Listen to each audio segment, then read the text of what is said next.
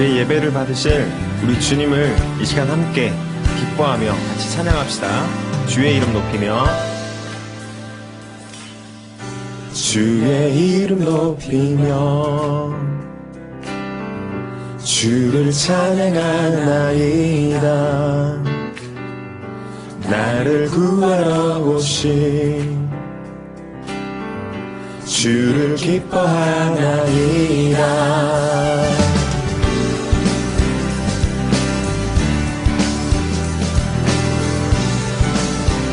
우리 다시 한번 주의 이름 높이며 주의 이름 높이며 주를 찬양하나이다. 나를 구하러 오신 주를 기뻐하나이다.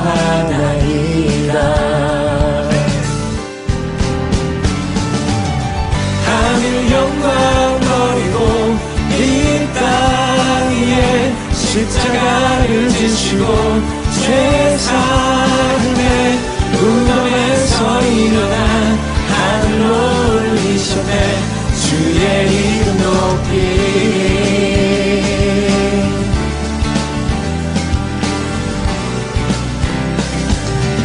다시 한번 주의 이름 높이며 주의 이름 높이며 주를 찬양하나이다. 나를 구하러 오신 주를 기뻐하나이다. 하늘 영광 버리고 이 땅 위에 십자가를 지시고 죄사함의 무덤에서 일어나 하늘로 올리셨네. 주의 이름 높이 하늘 영광 버리고 이 땅 위에 십자가를 지시고 죄사함의 무덤에서 일어나 하늘로 올리셨네. 주의 이름 높이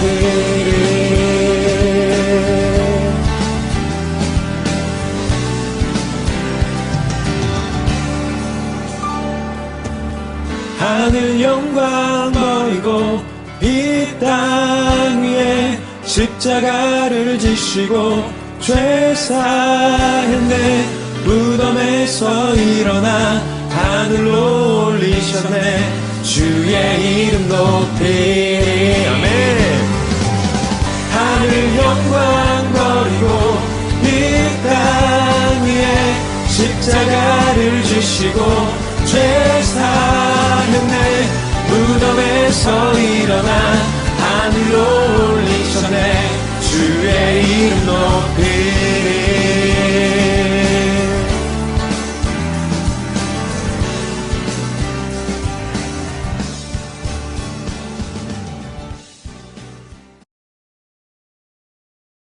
자, 다 함께 말씀 속으로 고고 싱! 해골이라 하는 곳에 이르러 거기서 예수를 십자가에 못 박고 두 행악자도 그렇게 하니 하나는 우편에 하나는 좌편에 있더라. 아버지, 저들을 사하여 주옵소서. 자기들이 하는 것을 알지 못함이니이다. 그들이 그의 옷을 나눠 제비 뽑을세. 백성은 서서 구경하는데 관리들은 비웃어 이르되 저가 남을 구원하였으니 만일 하나님이 택하신 자 그리스도이면 자신도 구원할지어다. 군인들도 희롱하면서 나와 신 포도주를 주며 내가 만일 유대인의 왕이면 내가 너를 구원하라. 그의 위에 이는 유대인의 왕이라 쓴 패가 있더라.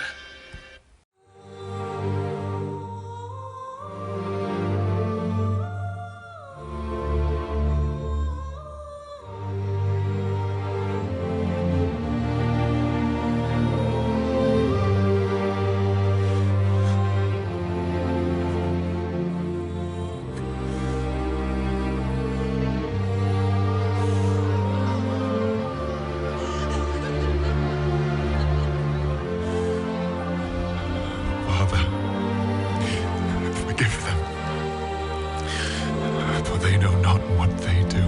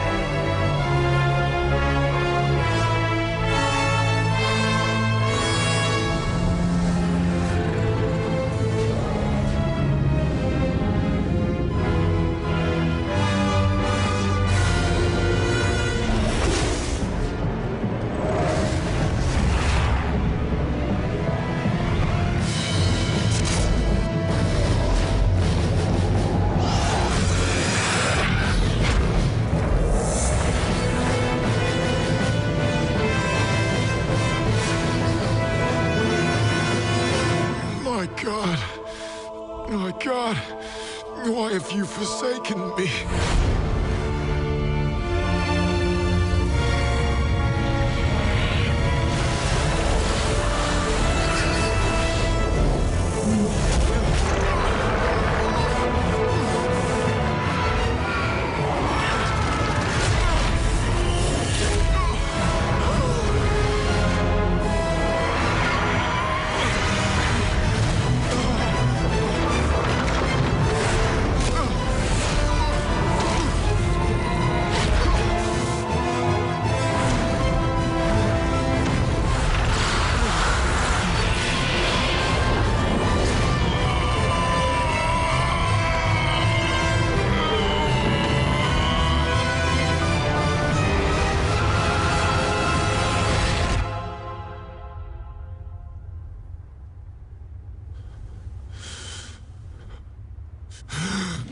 Finished!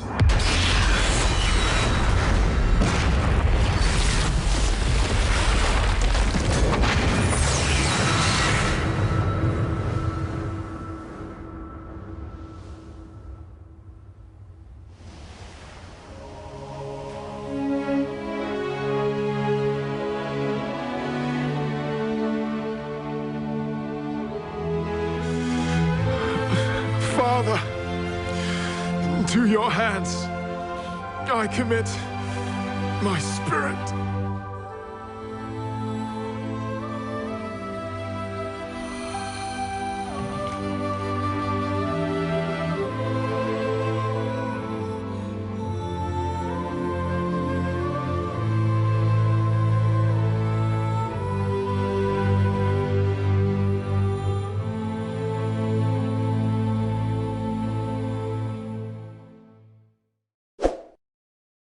샬롬, 한 주간도 잘 지내셨나요? 지금 교회력으로 보면 우리는 사순절 기간을 보내고 있습니다. 여러분 혹시 사순절의 의미를 아시나요?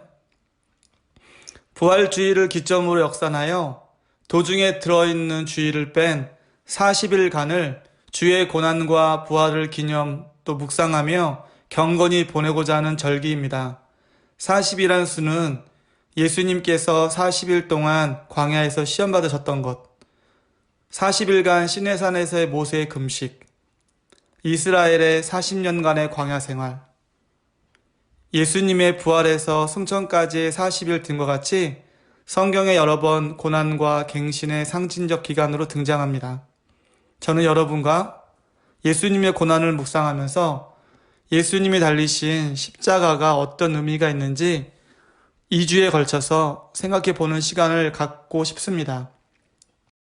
여러분은 십자가 하면 어떤 이미지가 떠오르시나요? 세계 어느 곳을 가든지 교회당은 그 건물이 크든지 작든지 간에 한눈으로 알아볼 수가 있습니다. 왜냐하면 십자가가 거기에 높이 달려있기 때문입니다. 십자가는 또한 목걸이나 귀걸이 같은 액세서리로도 많이 쓰이는 것을 볼 수 있습니다. 크리스찬이 아닌데도 십자가 모양의 목걸이를 하고 있는 사람들을 많이 보게 되지 않습니까? 도대체 십자가란 무엇입니까? 여러분도 잘 아시겠지만 예전에 십자가는 사형을 위한 형틀이었습니다. 어쩌면 사형을 시키는 도구인 십자가를 교회당 위에 세우고 또 가슴에 달고 다니는 것, 이것은 참으로 어울리지 않는 이야기일지도 모릅니다. 사형 도구란 곧 죽음을 나타내는 불길한 것이기 때문입니다. 여러분, 병원에 가면 4, 5실일은 찾아보기가 어렵습니다. 또 어떤 곳은 아예 4층도 없이 바로 5층이라고 엘리베이터에 표시되어 있기도 합니다. 사라고 하는 발음이 곧 죽음을 연상하기 때문일 것입니다. 이렇게까지 불길한 것을 싫어하는 것이 바로 우리 인간 세상인데, 어찌하여 이 불길한 사형도구인 십자가를 교회당 꼭대기에 세우며 또 크리스찬들은 목이나 차에 달고 다니는 것일까요? 그것은 십자가가 갖는 의미가 있기 때문일 것입니다. 십자가상에서 예수님의 죽음은 하나님의 사랑과 용서를 의미합니다. 인간의 구원을 나타내고 있기 때문입니다. 아마도 예수님께서 십자가가 아니라 교수대에 달려 돌아가셨다면 우리 기독교는 그 교수대를 교회당 위에 세웠을 것입니다. 모양이 문제가 아닙니다. 거기서 무엇이 이루어졌느냐 하는 바로 그 내용과 사실이 중요한 것입니다. 바로 거기에 예수님이 달리셨고, 아버지, 저들을 사하여 주옵소서, 자기들이 하는 것을 알지 못함이니이다 하고 기도하시는 죄의 용서와 하나님의 사랑의 궁극적 완성이 거기에서 이루어졌기 때문인 것입니다. 십자가의 체형이란 원래 고대 페르시아에서부터 시작되어 로마 제국에 전해진 사형 방법입니다. 그리고 십자가 처형의 이유는 죄인의 더러움을 땅에 옮겨지지 않도록 하기 위하여 지면에서부터 높이 들어 올려서 그곳에서 죽인 것이라고 합니다. 그렇다면 이 십자가의 처형이란 그렇게 하리만큼 꺼려하고 싫어하는 극악 무도한 죄수들만을 십자가에 매달아 죽게 하는 그러한 사형 형틀이었다는 것을 알 수가 있습니다. 우리 주님은 바로 그러한 십자가에 매달려 돌아가신 것입니다. 어떤 역사학자는 말하기를 우리 인류 역사에 있어서 인간이 만든 가장 고통스럽고 잔인한 사형 방법이 바로 이 십자가의 처형이라고 하였습니다. 기록에 보면 십자가에 매달기 전에 뾰족한 쇠붙이를 끝에다 매단 여러 가닥으로 꼬아서 만든 채찍으로 반죽음이 되도록 먼저 때린다고 합니다. 그런 다음엔 자기가 매달릴 십자가 형틀을 자기 자신이 지게 하여서 형장에까지 끌고 갑니다. 사형장에 이르러선 옷을 벗기고 십자가 틀에 눕혀서 손과 발에 못을 박아 붙들어 매고는 십자가를 들어 세워 높이 매달려 있게 만든다고 합니다. 벌써 여기까지만 해도 그 고통과 아픔이 얼마나 클 것인지를 우리는 상상할 수 있을 것입니다. 그러나 진짜 고통은 매달린 그 다음부터 오게 된다고 합니다. 금방 죽는 것이 아니며 서서히 오랫동안 아픔과 허기와 갈증을 겪어야 하고, 무엇보다도 무서운 것은 죽음에 대한 가공할 만한 공포 속에서 오랫동안 시달려야만 한다는 사실입니다. 이 사실이 너무나도 끔찍하기 때문에 보통 십자가에 못 박기 전에는 그 고통을 조금이라도 덜어주기 위하여 일종의 마약인 몰약이 섞인 포도주를 마시게 하였다고 합니다.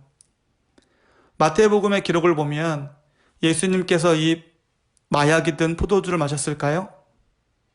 아니요. 예수님은 그것을 드시지 않았습니다. 그렇다면 예수님께서 십자가상에서 당하신 고통은 그야말로 최대의 것이었음을 우리가 알 수 있을 것입니다. 왜 예수님은 이 신 포도주를 마시지 아니하였을까요? 그 이유가 무엇이었겠는지 여러분 깊이 한번 생각해 보시기 바랍니다. 그 포도주를 받지 않으신 뜻은 바로 예수님께서는 자신이 받아야 할 고통을 조금도 감하지 않고 그대로 다 받으려고 하셨던 것임을 알 수가 있습니다. 예수님께서는 우리 인류가 죄로 인하여 마땅히 받게 될 형벌을 지금 대신하셔서 십자가상에서 받고 계신 것입니다. 따라서 인류가 받아야 할 그 형벌을 지금 대신 받는 것이기 때문에 결코 마약으로 그 고통을 조금이라도 감소시킬 그런 성질의 것이 아니었던 것입니다.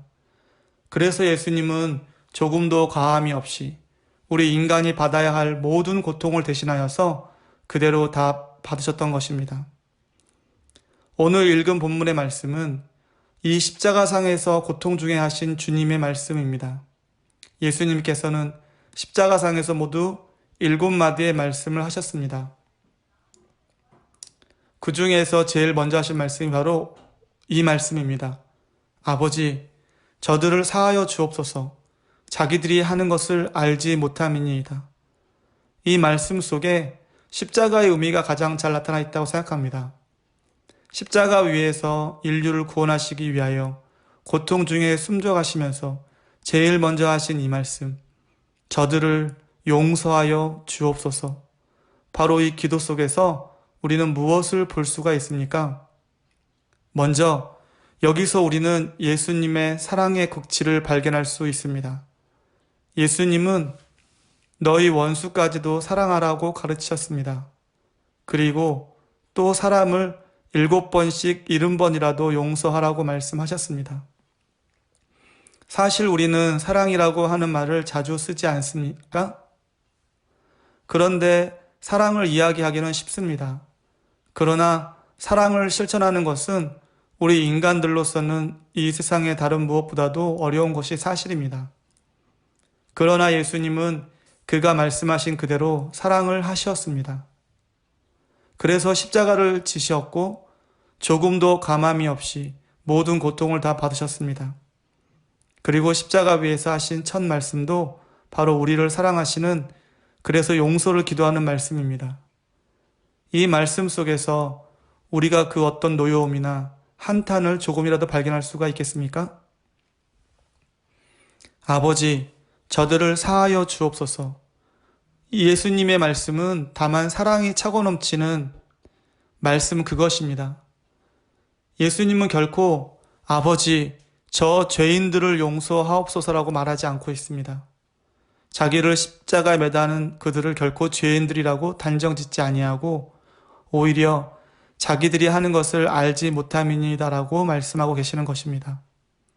어느 누가 지금 자기를 십자가에 못 박은 인간들을 앞에 두고 더구나 비웃고 조롱하는 자들을 위하여 이런 기도를 할 수가 있겠습니까? 이것이 하나님의 성품이 아니라면 무엇이 과연 하나님의 성품이겠습니까? 그래서 사도 바울은 로마서 5장 8절에서 우리가 아직 죄인 되었을 때 그리스도께서 우리를 위하여 죽으심으로 하나님께서 우리에 대한 자기의 사랑을 확증하셨느니라고 하셨습니다. 바로 하나님의 사랑의 극치가 여기 이 십자가에 표현되어져 있는 것입니다. 또한 예수님은 요한복음 15장 12절에서 13절에 이렇게 말씀하고 계십니다. 내 계명은 곧 내가 너희를 사랑하는 것 같이 너희도 서로 사랑하라 하는 것이니라. 사람이 친구를 위하여 자기 목숨을 버리면 이에서 더 큰 사랑이 없나니. 예수님은 저와 여러분을 위해서 고통의 십자가를 지신 것입니다. 십자가는 예수님이 우리를 얼마나 사랑하고 있는지를 보여주는 증표입니다. 친구를 위해 자기 목숨을 버린 사람은 완전한 사랑을 이룬 것입니다. 한 주간 예수님이 우리를 위해 달리신 십자가를 생각해 보면서 지냈으면 어떨까요? 주님의 그 크신 사랑 안에 거하는 한 주간이 되길 기도합니다. 함께 기도하겠습니다. 사랑하는 예수님, 우리를 사랑하셔서 채찍에 맞으시고 달리신 십자가에 대한 이야기를 들었습니다. 한 주간 예수님의 십자가가 나에게 어떤 의미가 있는지를 생각해 보며 지내게 도와주세요. 예수님의 이름으로 기도합니다. 아멘. 다 같이 주기도문함으로 예배를 마치겠습니다.